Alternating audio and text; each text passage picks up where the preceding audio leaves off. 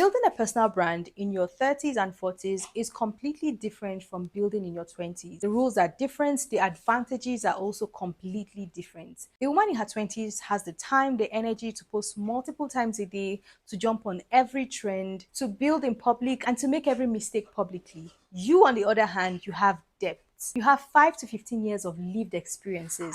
You have solved problems that people in their 20s have not even encountered yet. You have opinions that cannot be Googled, opinions that cannot be gotten from ChatGPT, opinions that were earned. You have perspective that can only come from actually living, from lived experiences. So start building your brand like someone who is just starting life. Build from your wisdom, your knowledge, and your depth. So here's an example. Instead of posting content that says, here are 5 ways to grow your business, you who have the knowledge and the experience, you post content that says, when I was building my business 5 to 10 years ago, here's a problem I encountered, here's what I did to solve that problem, and here are the lessons that I learned. This kind of information cannot be gotten from Google or ChatGPT. And when you show up like this, you don't just attract anybody. You attract the specific people who are in the season that you were before, who are going through what you went through and overcame, and will trust you because you understand their world from the inside, and they would want to learn from your well of wisdom. Remember this: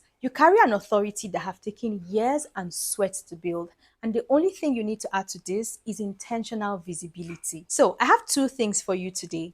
The first is that I want you to always remember that you do not build your brand like everybody else, because you, my friend, are not like everybody else. The second thing is that I want you to send this video to a woman who you know is doing amazing but is invisible and she needs to be seen. She's a star that needs to shine her light. Share this with her. Remember, you've got this, I've got you, and God's got us. See you tomorrow.